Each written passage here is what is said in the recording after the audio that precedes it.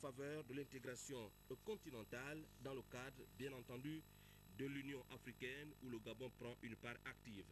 Aussi a-t-il promis de veiller à consolider la place et le rôle du Gabon au sein des Nations Unies dont notre pays est membre non permanent. Ali Bongo Ondimba précise en outre qu'il s'engage à honorer les engagements internationaux vis-à-vis des partenaires traditionnels et de tous les amis du Gabon.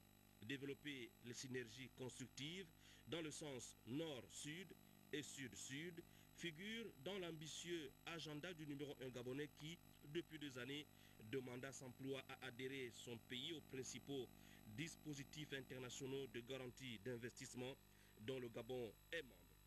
L'un des succès diplomatiques enregistrés cette année par Ali Bongo Ondimba demeure incontestablement cette rencontre historique entre Ali Bongo Ondimba et Barack Obama à la Maison-Blanche, démontrant la stature internationale incontestable du chef de l'État acquise seulement en 2 ans de magistère. Tout ceci est consécutif à la mise en place d'importantes réformes engagées par l'homme, parmi lesquelles la journée continue, le non-cumul des fonctions au Gabon, la fermeture des débits de boissons dès 22 h, l'interdiction d'exporter le bois sous forme de grumes depuis le 15 mai 2010, la couverture maladie universelle, le relèvement du revenu minimum de 80 à 150 000 francs CFA, l'audit de la fonction publique, le plafonnement des salaires des directeurs généraux, la politique de passation des marchés publics avec le guichet unique, la réduction du nombre des membres du gouvernement,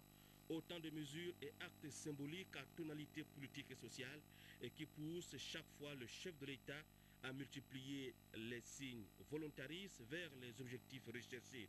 Une relation intime s'est tissée entre lui et son peuple à travers les conseils des ministres délocalisés et institutionnalisés depuis bientôt 2 ans.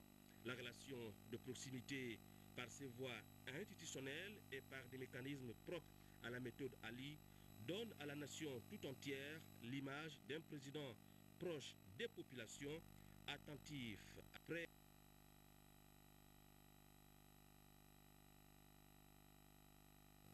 difficile et plein d'embûches, mais il faut reconnaître qu'en 2 ans, beaucoup de choses ont été certes réalisées.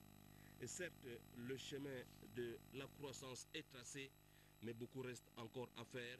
Et pour y arriver, dans les 5 années à venir, le chef de l'État doit choisir des hommes et femmes capables de l'aider à aider les Gabonais.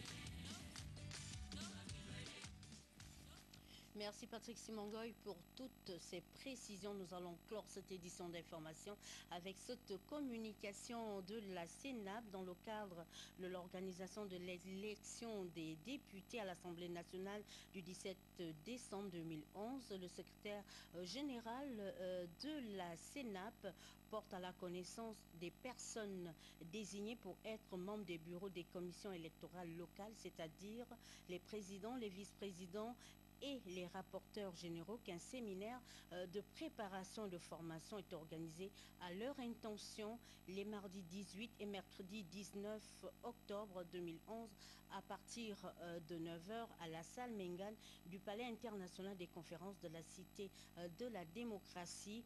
Au terme de celui-ci, les intéressés seront présentés à la Cour constitutionnelle aux fins de présentation de serment le jeudi 20 octobre 2011 à 10 h.